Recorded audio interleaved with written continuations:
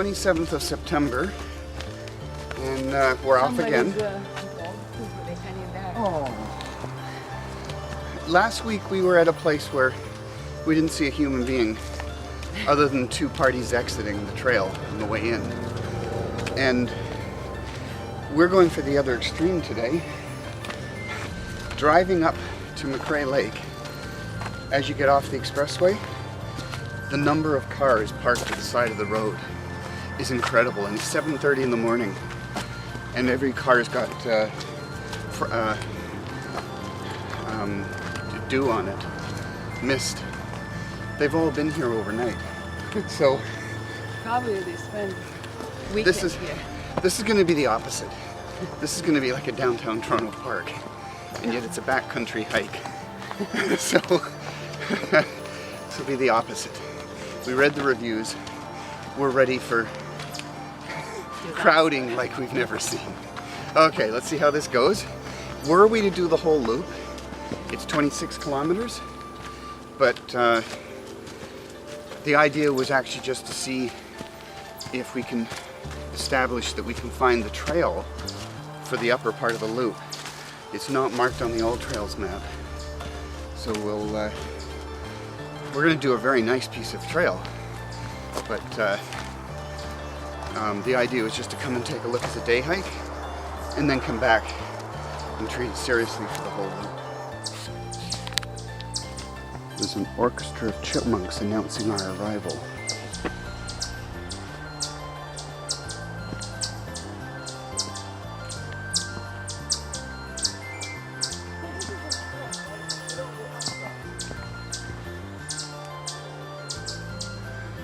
We're having to very carefully watch the map because we have to find that split accurately, or we end up going in the wrong direction.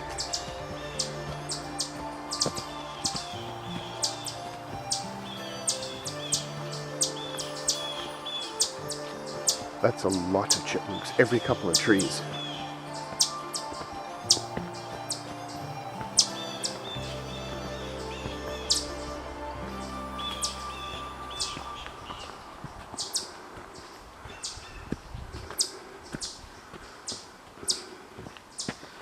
There's the sign up above that.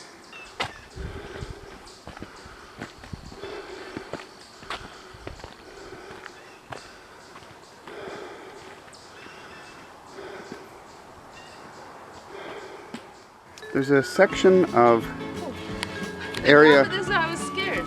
There's a section that's very difficult to cross, which is actually down there. The ATV looks like it may have gone through it. The trail obviously is supposed to go through there. It's really wet.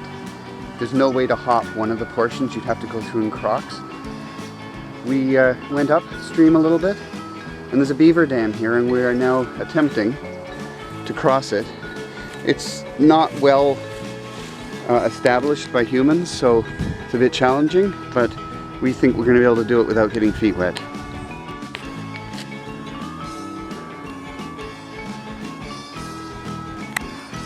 I guess it depends partly how sure-footed you feel. You can't walk across the very top of the dam. You could see paw prints. Not that it's overflowing, it just seems really fresh.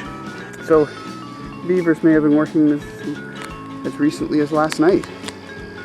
And so though it's not overflowing, which makes it difficult to cross, it's very mucky. So what we generally do is go just down a little bit, and there's usually a lot of sticks backing it up behind the mud, and so you're just crackling through all those sticks. And it's not a really sure-footed experience. And then where Jenny is now, there was some nice mud patches built up there. How did you go so here? I think I was a little closer to the water for a while, and then I had to come back up.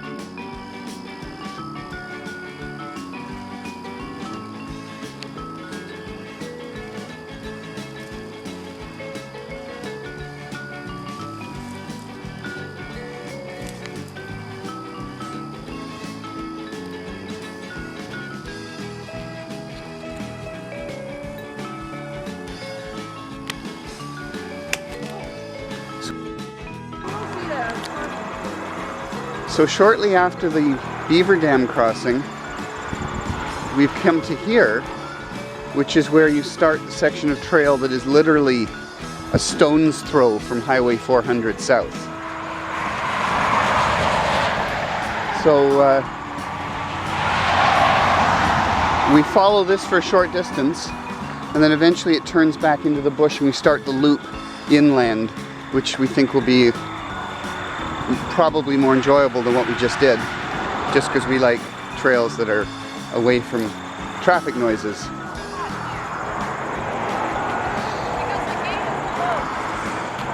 Well, this isn't the place I was thinking of, but it's certainly a place where you can't park from the looks of it. I mean, I don't see a sign, but I believe there's generally a problem with parking at the side of an expressway.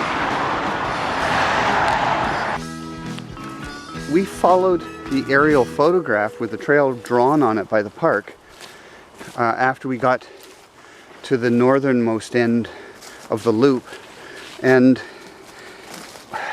we really looked around. We were not able to find any sign of a trail. So I started bushwhacking, following my hand-drawn trail, which was based on their park map. And we made it halfway round Macrae Lake and finally stumbled onto a trodden trail and saw a yellow blaze. And we've been following it ever since to go around the second half of the top length of the lake. It was disappointing. The only thing I can figure is that we didn't go far enough up towards the other off-ramp on the 400.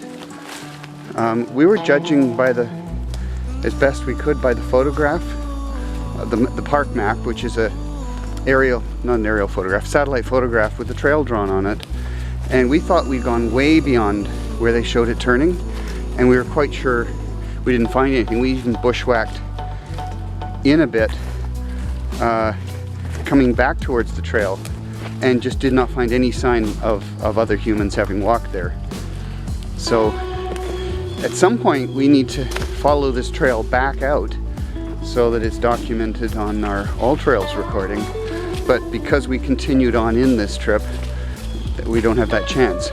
We're going to make a decision at the next river crossing as to whether we turn around and go back, making it less than 20 kilometers total, or continue on and make it 26 kilometers total. And we don't know if we'll run into this kind of thing again either. Hopefully not.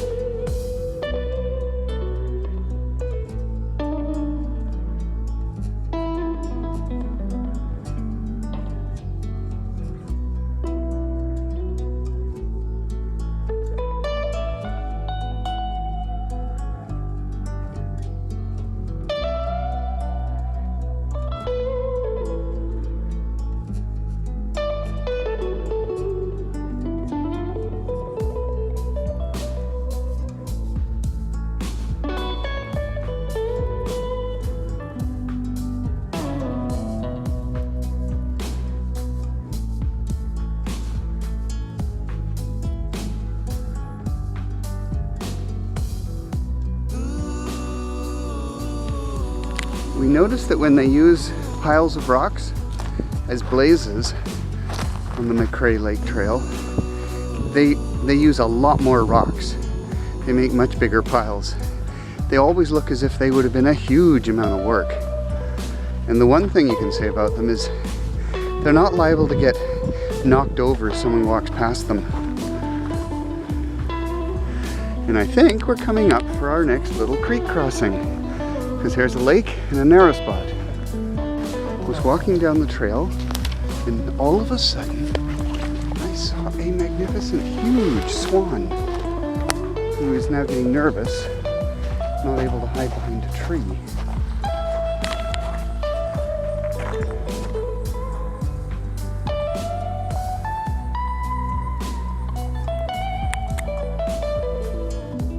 So we have here an ATV trail, and I got concerned because we were heading for a beaver dam, and I thought, well, you can't go across it.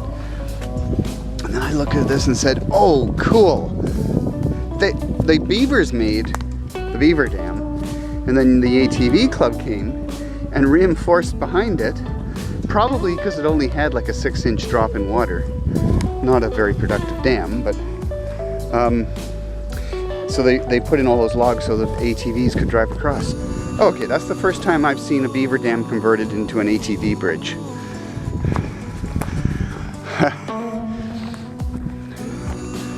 What will they think of next? We've lost count of how many beaver dams. We are now a little more than halfway around the loop. We're in a part of the trail that very few people actually get to. We haven't seen anyone since we passed the falls, which was very close to the beginning of the trip. And this is one of the more mature beaver dam crossings. You can just walk right across it. It's much better than some of the others we've done this trip. And we're across, and off we go into the woods again. We've just hiked over a big hill and come out to a lake. I checked the map. This is McCrae Lake. Pretty appropriate since we're doing the Macrae Lake Trail, but the trail goes way, way further north than McCrae Lake. In fact, it goes twice as far as McCrae Lake. And I'm suspecting that we have to go halfway around this lake that we can see before we get to a crossing that we're worried about, that we may have to take off our shoes and pants and wade across, and then we continue on and do the bit that we did the last time we were here. We were coming along the trail following the blazes, and there's 2 trees here with blazes on them, and it is no turn blaze, and there's a steep cliff here.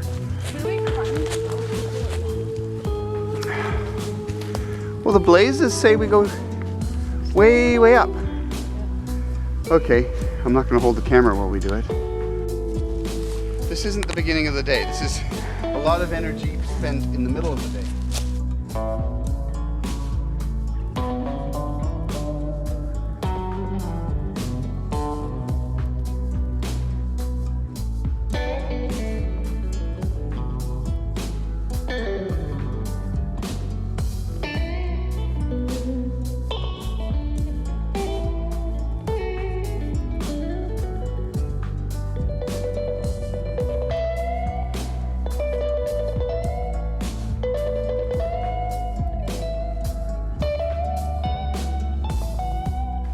This is a very steep descent.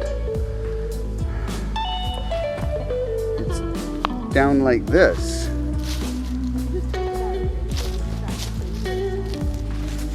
Oh yeah, I'm not going to film the whole thing. Yes, it's dangerous, especially with dead leaves all over it. And then there's part of McCrae Lake through the trees there. Quite some piece of terrain here.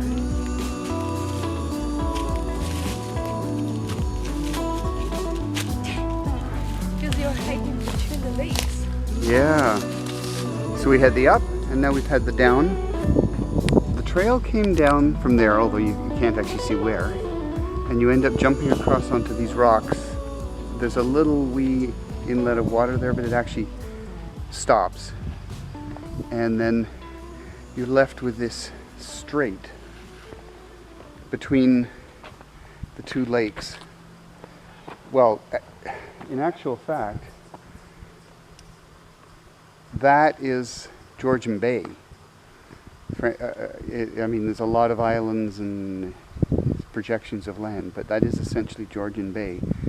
And then it comes up to here, and this is McCrae Lake.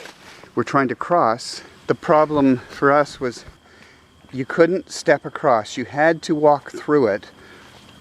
The rocks were slippery, and then there was a challenging part at one side where you had rock overhangs to duck under and jagged rocks to climb over, and I was able to film part of it with Jenny doing it.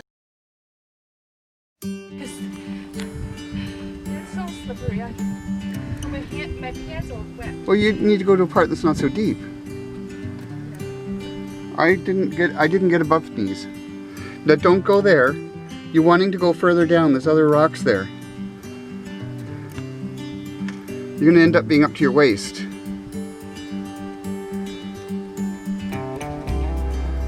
Okay.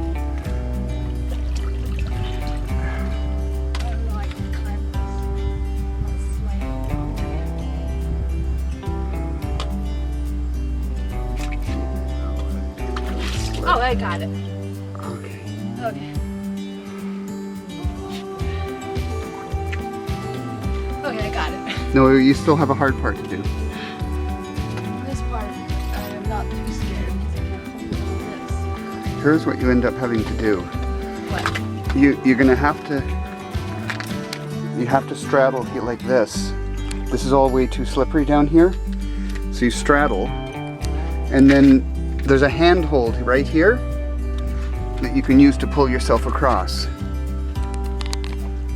We are across the piece we are afraid of. And Jenny has had a huge weight lifted off her mind of stress. And so we're partway along the 7 kilometers from the end of the actual trail as it's marked on all trails at the campsite on the peninsula out to looking out over McCrae Lake, which is just a wee bit down the trail from a place where McCrae Lake drains into Georgian Bay and drops about maybe a foot.